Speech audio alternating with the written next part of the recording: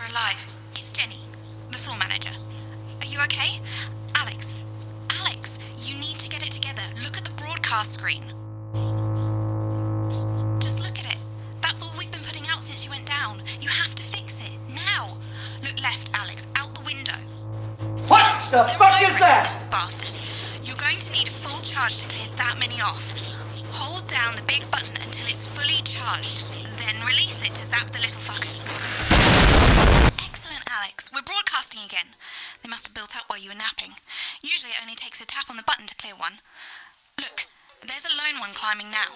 Zap it off before it starts to mess up the signal again. Great. That seems to be the last of them. For now. Right. We're about a minute out. Get the adverts loaded up. I've got to deal with my pet idiot. And Alex, keep your ears open. You'll hear them climbing up the tower. Don't let them build up. Live to the national nightly news. But before that, let's take a look at what's coming up later on. This has no credibility, Jenny. On Channel 1 at 7 o'clock. No professionalism. What's wrong? It's not a mess.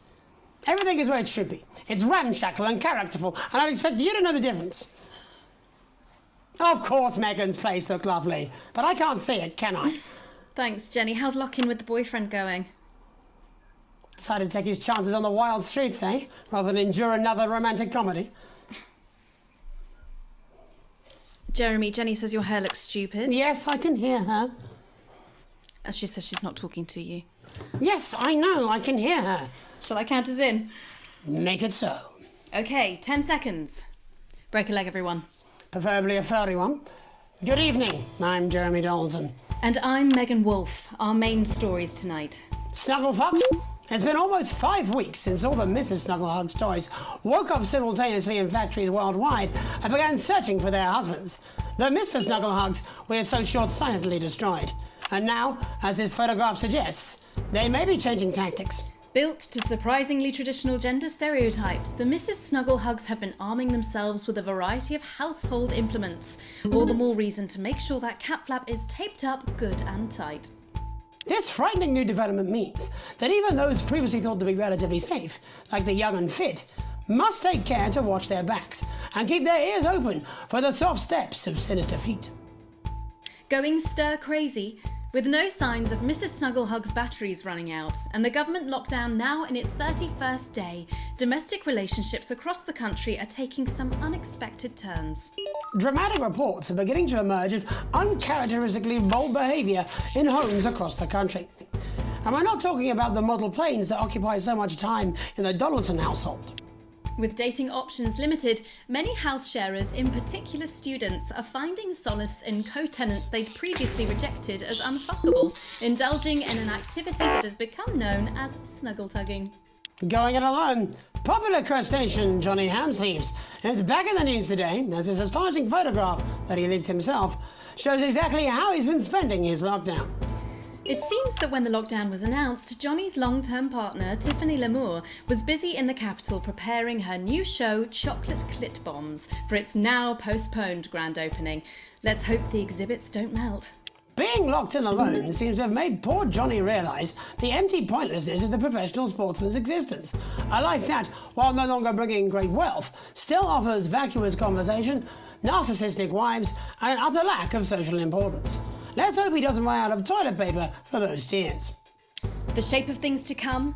In their own version of a lockdown for more than 45 years now, the descendants of Doctors David Wong and Ingrid Svorsborgen-Horgensvoord and their unfortunate team today managed to get a personal statement to the surface using flagellized imaging equipment.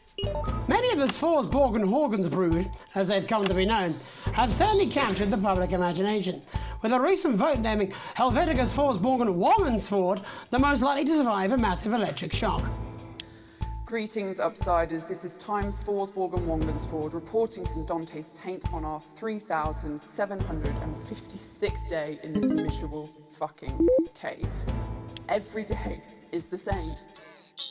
Oh, is that something new on the wall? Of course it isn't. It never fucking is. And Mum and Dad talking about science all the fucking time. Who cares about science? I'm young. I want to do young people's things like vandalism and teenage pregnancy. But every eligible partner in this undersea toilet was grown from the same fungal fronds as I was, so that's a right turn off for starters. Why haven't you come to save us yet? We're practically human, like... Oh, shit, Dad's coming. It's hard to believe they've been down there so long now. But everyone knows time moves differently underwater, Jeremy. That's why baths take so long. That's right. And as anyone will tell you, the deeper the bath, The quicker the relativistic forces of temporal causality will have a measurable effect upon the fixed dimensional parameters of your environment. yes, I've said that many times. Papers, please. With the lockdown becoming ever more rigorously enforced, having a passport is becoming increasingly important, Alex. The government caused controversy today by announcing a fresh charge of passport fraud with an imaginative form of punishment for those found guilty of this brand new but incredibly serious crime. The international community have been critical of Advance's decision to begin branding those found to be abetting passport fraudsters. The red hot metal may seem painful, but I'm told it's actually preferable to most music currently in the charts. And Advance speaks out. With the snuggle struggle proving a test to governments around the world, Advance HQ released a curious statement this afternoon. In the accompanying release, they asked us to stress that they have been listening and that this should be taken as a response to how the people really feel. We've certainly done our bit on this show to contribute to the political climate. But let's not forget, how we behave in our home lives is what really matters. Let's hope it's not just me who filled out that questionnaire, Jeremy, or we're all in trouble. Let's play that statement. Good evening. One of the many new jobs I have in this current crisis is to liaise on a daily basis with the Department of Perambulation, and they have made me aware of these. Now, these are genuine requests from citizens for permission to go outside. Now, I would like to share a few of these with you tonight under the loose heading of what the fuck is wrong with you people? How difficult is this to grasp?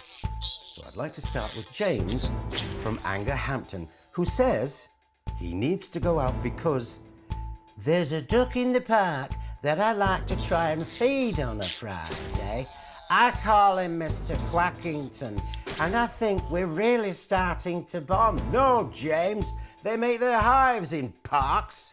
And then Katie, from Self-Righteous-on-Sea, wants to go out so she can deliver homemade meals to the elderly. No, Katie, stay at home. Your casserole's dire, and Shirley can get by with tins of creamed rice from the 1950s. And you, Lewis, from Hamble-Bamblebury, those screams you heard in the alley last night behind your house are best left to the police. Now, I want to make this as clear as I can.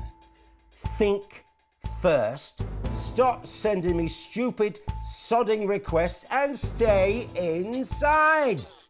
Pretend it's not happening until we tell you it's all over. Thank you. Delectable stuff. Later tonight, Jeremy will be catching up with brave roving reporter Patrick Bannon, while I check in with two friends of the programme who find themselves stranded at opposite ends of the country. And then, in part 3, there's going to be a quiz. Presumably because there's nothing more important going on that you might like to report on if you were, say, a news programme. And in a moment, we'll both be asking Sophia Rimington how such a trusted brand can have made such a terrible manufacturing mistake. With what it describes here as help from popular psychic scientist Delia Lywell. Oh, I like her. No, you don't. Why do you do that? That's all coming up on tonight's National Nightly News.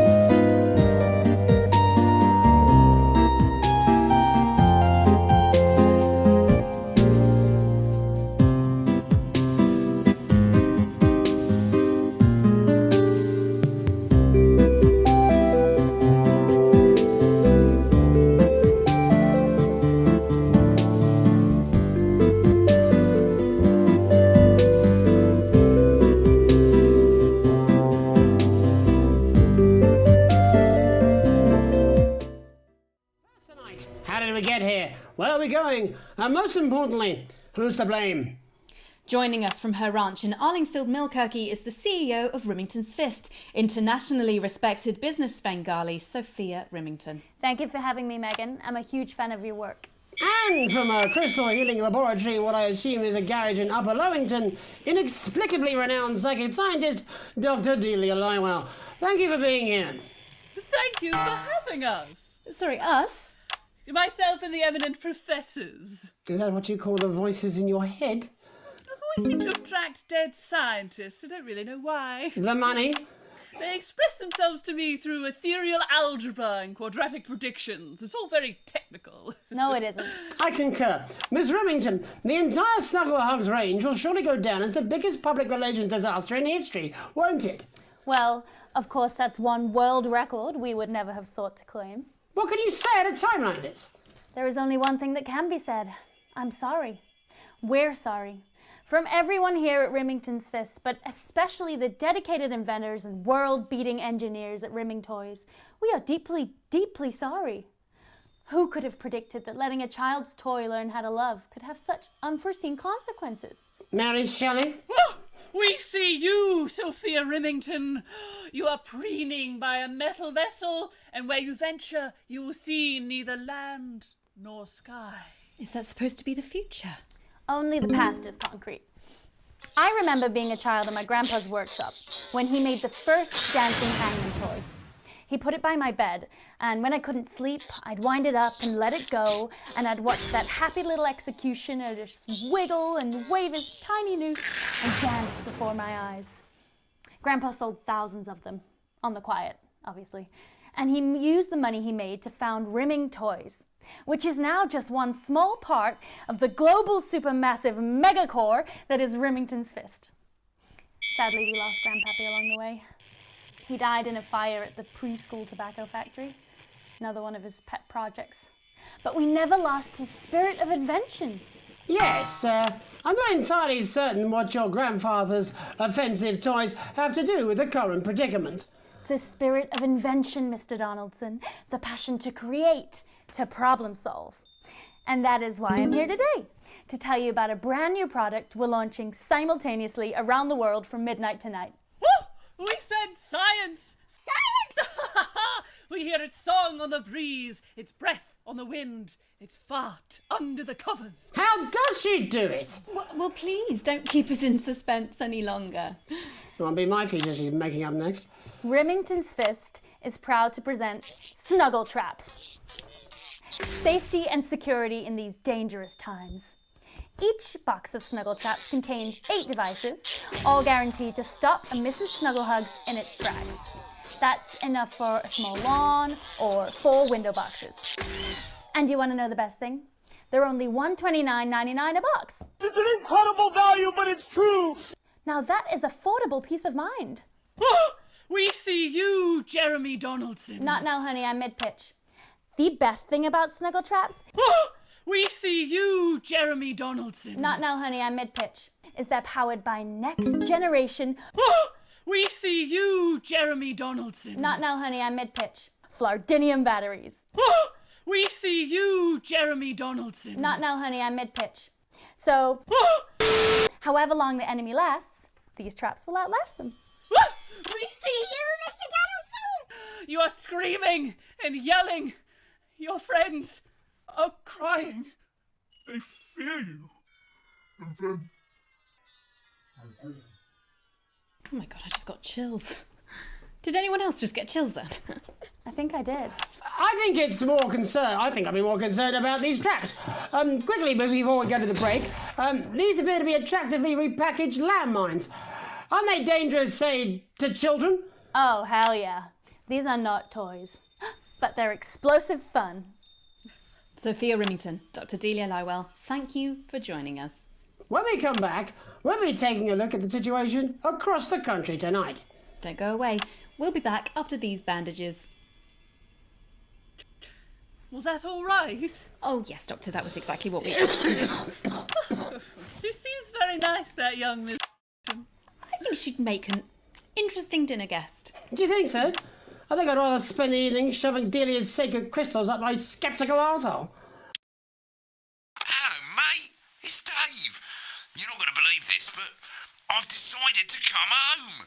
my God, who the hell cares? Welcome back to the National Nightly News. I'm Megan Roof.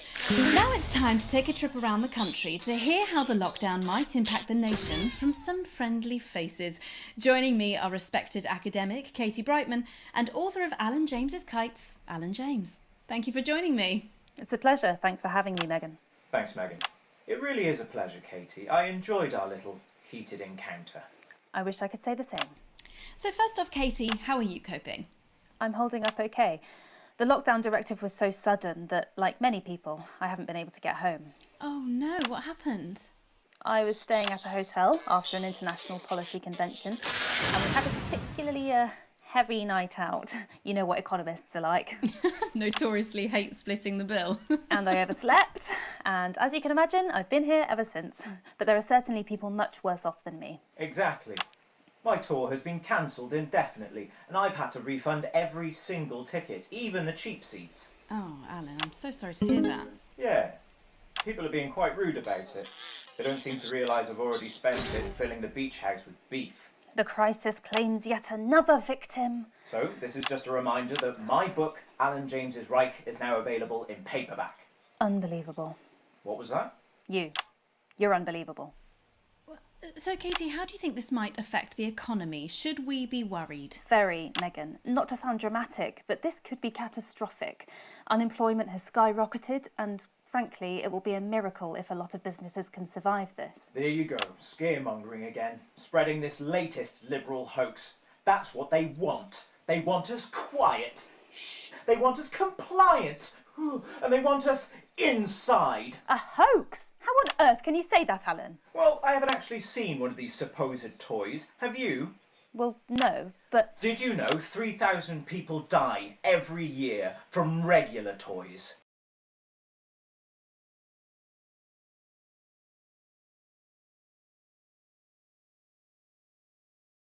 That's a lot of people.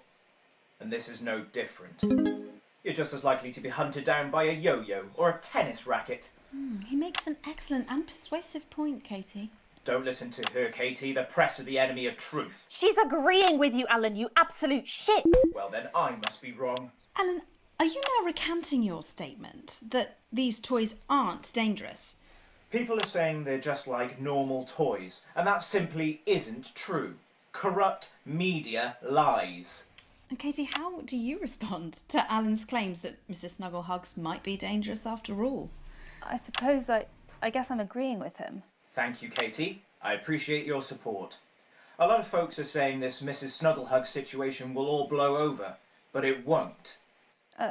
Yes, right, exactly. We need decisive action from the government. We need huge financial support to protect our workers and our businesses. We need to support the vulnerable, and we need to repent. Exactly right, Katie. We brought it on ourselves with all our liberal indulgences like art, cake, and healthcare. We need to act now and begin sacrificing our firstborn, or at a push, a beloved family pet. Absolutely, Alan. If we can all successfully come together as a community and perform the ritual, hopefully we will appease the great ancient. Katie, could it be any worse? Luckily, over the past few years under Advance, they've invested heavily into health, so the system can actually bear the strain. Is it lucky that the Llama Lords have unleashed a horde of man-made monsters on its own people to conceal the enemy within? Will you just stop for 5 fucking seconds? The Global Alliance of Fish People are amassing an army amassing an army to kidnap our children.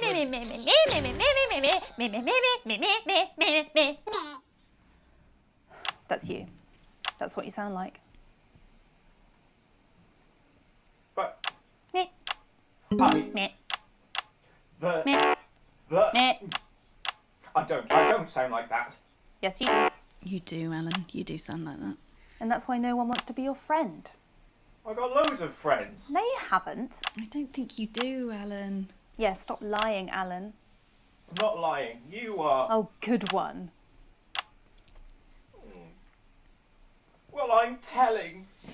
Alan James. Alan, you know Katie what they say Brightman, about thank you snitches, for Alan? joining me. Some real food for thought there from two of the territory's leading minds. Any moment now, I'll be heading over to Jeremy, who is going to be bringing us an up-to-the-minute report of the status of the nation. Over to you, Jeremy. Thank you for what I'm sure was a reasonable debate which really contributed to the national conversation. Next, out on the streets, someone who's always doing exactly that. It's Patrick Bannon. Are you there, Patrick? Hello, Jeremy. Yes, hello, I'm here live. Apologies for the quality of the broadcast today. Couldn't find any cameramen or women brave enough to come and join me, so I'm out here on my own. Right, and can you tell us what it's like out there? Yeah, I can. It's as you can see behind me, the streets are currently completely deserted. But my question, Jeremy, is just how long? I mean, could there be danger lurking just around the corner, waiting to end the fledgling career of this young, promising journalist before his full potential is even realised? Will he die, underappreciated by management, and frankly, if you ask me, very, very much underpaid? I don't think there's any danger of that, Patrick. What's that on your jacket there? Oh, that's actually a sponge. What I've done here is made a snuggle-proof jacket, Jeremy. The network didn't bother sending me any PPE, so I've been forced to improvise. In fact, showing the sort of resourcefulness that would make me an ideal candidate for, I don't know, for example, an anchor position starting whenever they'd like. From your point of view, Patrick, just how safe are our streets? Not safe at all, Jeremy, not safe at all. I'd recommend people staying inside, following government advice, and not putting themselves at any risk at all. Unless, of course, like me, it's for groundbreaking journalism reasons. Mm-hmm. And just where are you, Patrick? I'm in the street, on the street. Which street? I think I'm struggling to hear you, actually, Jeremy, there. Which street? Which street are you on? Oh, which street am I on? Oh, God. I'm just looking for a sign. There it is. I'm on Bannon Avenue. Bannon Avenue? Yep. Bannon Avenue. Yeah, no, I can hear you fine. Yep, I'm on Bannon Avenue on the sign, it says there. Like Patrick Bannon?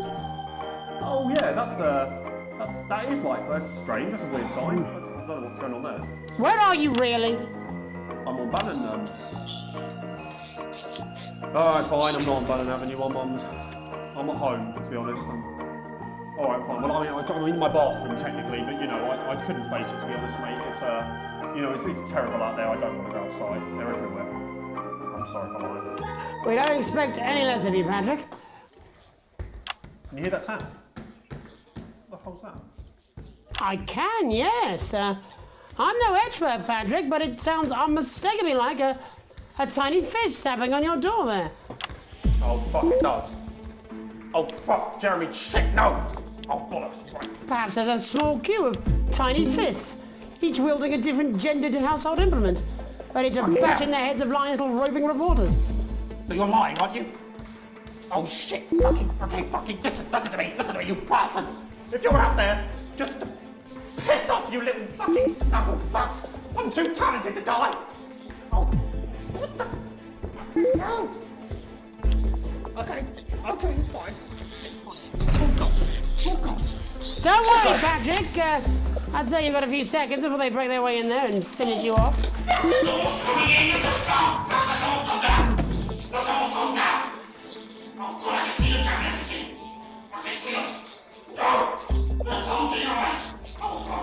What do you see, Patrick?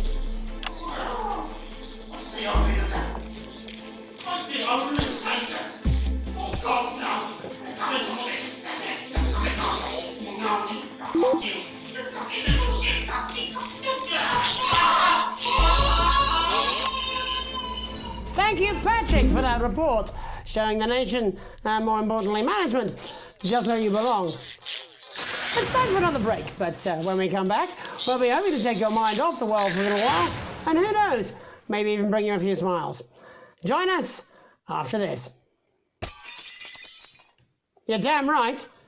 Yeah, I had them delivered. Yes, to Bannon Avenue.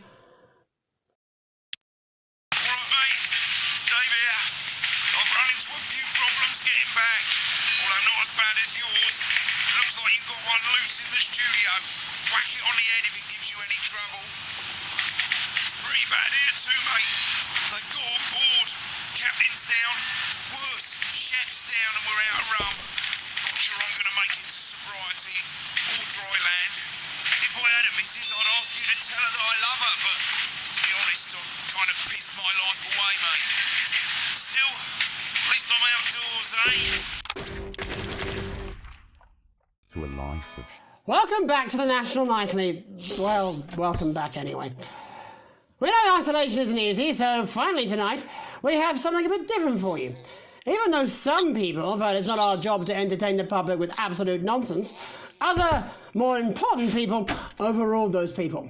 So it's time to find out who will National Nightly win and who will National Nightly lose. National Nightly, National Nightly, National Nightly lose. So, how do we play? Well, joining me is a man who knows all about playing. It's Tommy Harris. Hello, Tommy. All right, Johnny. It's good to see ya. And how are you finding the lockdown, Tommy? What do you mean lockdown? The enforced isolation of everyone in the country. Ah, yeah. I think I heard about that, actually, yeah. You're in bed, Tommy? Yeah, you called during nap time, so... Of course, that's my fault. So, why don't you tell us how the game is played? Well, it's pretty simple, Jeremy, you sausage. I'm going to ask contestants from around the territory 3 questions about what else, yours truly. And those people are going to get a chance to win a very special prize.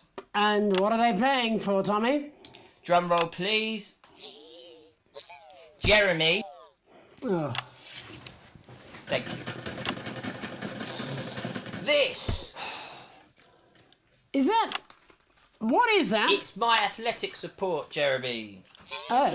But I've signed it, so... Oh, well then, what a fantastic prize. Have we got anybody waiting to win this once-in-a-lifetime prize, Jimmy? I believe we have Angie on the line. How do you feel about winning this man's old pants, Angie? I've never been so excited, Jeremy. And can I just say, I love you. Both of you. Well, you've said it now, haven't you? Oh, Angie, I love you. In a way. Tell us about yourself, Angie. Well, what can I say? My name is Angie.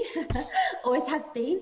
I'm a human woman, and my dental hygiene has been described as acceptable. Brilliant! Right, well, shall we get this shambles underway? Absolutely, John. Can I get 30 seconds on the clock, please?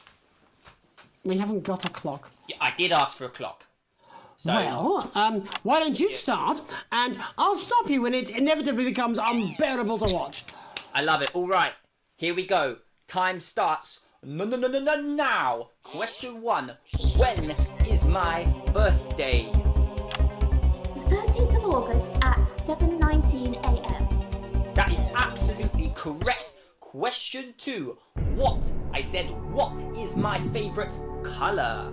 Crushed praline 4. Correct, the colour of my nipples. And finally, Angie dear, what is my star sign? That's a trick question. You were born outside of the human understanding of the cosmos. Unbelievable, that is correct. Stop the clock. Wow, that really was tough to watch. How did you do, Tommy? Well, Angie, my love, you got every single question right. Which of course means you lose and win absolutely nothing. Thanks for playing, Angie. Bye. Do we have another contestant on the line at Jelly Bean? We do indeed. We should have Sonia Artleach. Are you there, Sonia? Of course I am, Jamie, darling. Thank you for being here, Sonia. Oh, there you are, Tommy. Mwah. Let me guess, you work in theatre, don't you? Is it that obvious? What gave it away? Was it the glamour or poise? It certainly wasn't your inherent sense of humility. Tell us about yourself, Sonia. Oh, well, if you must play this game. I am a theatrical agent. I represent the likes of Rudy Beefman, Samuel Coffee Cup and Jodie Carpetburn, amongst others. And how's the lockdown affected you, Sonia? Well, they may have closed the theatres, shut the studios and boarded the cinemas, but they won't get me that easily. How are you managing without any work? Due to a savvy clause in all of my artist contracts, I am able to claim my 15% from their unemployment benefit. Wow, that certainly is sharp. Standard stuff, standard stuff. And can I ask, where are you speaking to us from? Well, I work from home, you know, to keep costs down. And who's this? Oh, well, you know, when they gave the order, I was actually mid-meeting with a client, so we've been isolated together. No fucking way! What the fucking fuck? Is that Tommy Harris? I'm a huge fan. Can I just tell you how bloody brilliant you are? Actually, Jeff, we're about to play a game, aren't we, Tommy? We got time. Well, if it's not too bold, I think I am in love with you, Mr. Harris. No, it's not too bold. That's all right, don't worry. Hey, I'd love to show you some of my stuff. I've been working on some new shit. Well, at least you're already aware. During lockdown, we've been workshopping some of Jeff's ideas for much younger children, haven't we?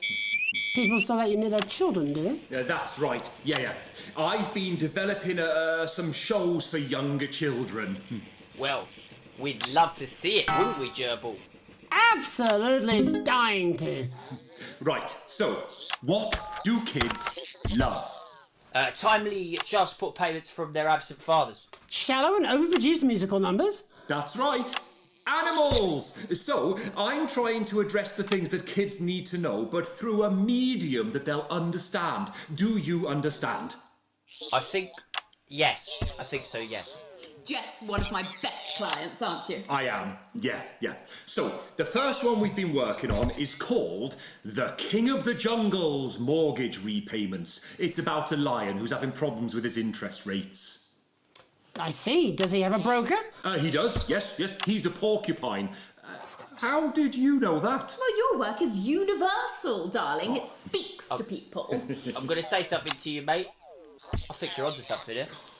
Oh, the bear, Oh, yes, right. This one is much better. So, this one tells the tale of Mr. Bear. Now, Mr. Bear is a very sad bear, because all of the other bears don't think that he'll amount to much, and they tell him that his plays are lazy and derivative. I think you're onto something there. Now, Mr. Bear is a tragic figure. Picture this. He's at his lowest ebb. The trees are closing in. He can't even face his salmon, can he? No. But then he meets someone that will change his life forever. This is fucking gripping. That's right.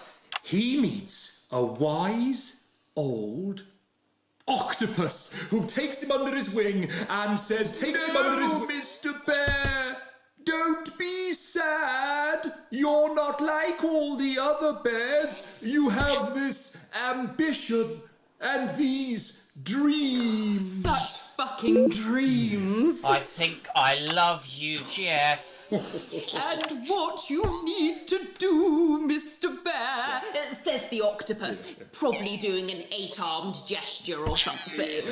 What you need to do to find happiness in this crazy old forest is you need to set yourself more realistic goals. It's called Mr. Bear Lowers His Expectations. Wow, you really have taken yourself to new depths. And what do you want children to take away from this? Oh, fuck shit, fuck. What? I said a more realistic worldview. Are you all right, Jamboree? It's Jeffrey. My name is Jeffrey Donington. No, stop. How does it end? We need to know how it ends. Well, all the animals learn a thing or two about inevitable mediocrity. And Mr. Bear settles down near to his parents' cave, stops trying to make his band happen, and he goes into bear telemarketing. Becomes a bear maths teacher. Oh, and we end... We end on a big musical number. Oh, there's dancing. It's very repetitive, so it's catchy but not too challenging. Well, if you like, I could go and get my boombox. Yeah, I might be able to... Hang on, can we get Angie back? Why not? The more the merrier, as they say at orgies. Right, I'll just fill then, shall I? Coming up in a moment, it's the world premiere that nobody saw coming. Lights! Or wanted. At all. I can only apologise in advance for what we're all about to endure. How do you turn the fucking thing on, though? Well, there's all sorts of creatures down on Dangly Doodle Farm. Like wise old Mr. Octopus with way too many arms. There's Mr. Pig and Mr. Cow. They're always in good moods. But that's 'cause they don't know they'll soon be sliced up into food. Mr. Bear, what's that over there? That's where your hopes go to turn into despair.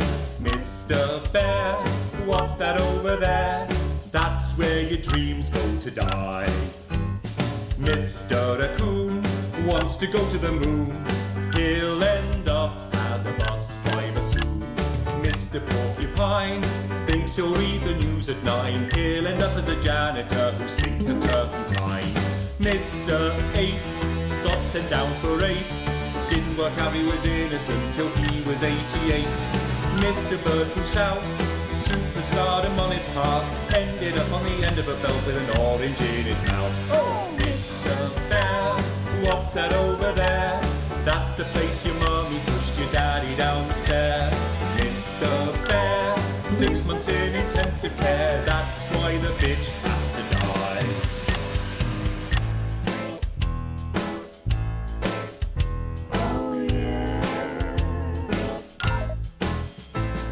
The farmer thinks the dangly doodle creatures are asleep. But Mr. Bear's a swinger like the pigs and cows and sheep. He visits every pen and sty and always brings the fun. And jerks off Mr. Quackington, who's always first to come.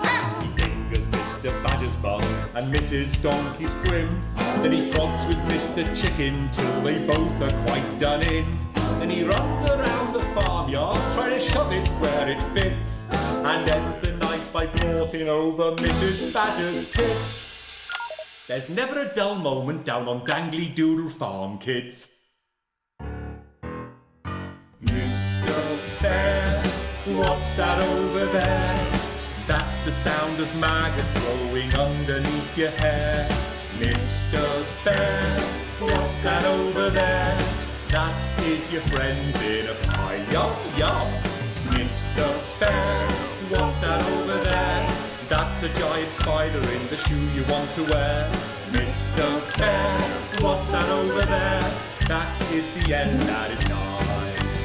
That's where your friends go to lie. That's how you'll scream when you die. That seems to have pretty much run its course. That's all we have time for tonight. But before we go, I just wanted to leave you with this final thought. And by you, I actually mean you, Alex. Up in the broadcast room, making sure we all look our best and keeping the signal strong and the language mild. And Alex is damn good at it. Alex is our invisible foundations. You at home can't see them, but they're always there, keeping us afloat. Of course, we can see you, Alex. I saw you the other day in the corridor. Do you remember? I tried to catch your eye, but I think you must have been deep in thought because you just sort of walked past me like I wasn't there. I try and sit in your eye line in the canteen some days. Every day, if I'm honest. Oh no, it's wrong. I know you're married. I've done some digging. I found out about the fact that you risked being arrested to help Chris. And that you stretched yourself to let Susie go travelling. And you're no pushover parent either. You kept Charlie safe, even if he resents you for it. At least that's what he told me when I talked to him. Oh, don't worry, Alex. I wore a disguise. And I spoke like this so he wouldn't recognise me famous voice. I'm not crazy, Alex. I don't want you to think I would ever do anything to hurt Charlie or Susie. Sam's lucky. Lucky to have you, Alex, but if something happened, could you possibly love me? I mean, if Sam had a terrible accident, obviously not now. I know you love your family, but if something happened... Say Sam took a massive electric shock and went into some sort of coma, could you love me then? Could you? Would you, please? My name's Megan Wolfe. Have a deceitful night. And we're out. God, I'll tell you something. It was like a God-given relief being able to use my own voice there for a second. I've been doing this posh gobshite's voice for 10 years now. It's messing with me something fierce. Will we go for a gargle tonight, Jenny? Come on. Oh, come on, you dry shite. They're only toys. Will we? Just a little one. While we wait for Alex to wake up from that coma. Alex. Hello. Wake up. Wake up. Alex, wake up. Wake up. Wake up, Alex. Alex. Wake up. Wake up. Wake up.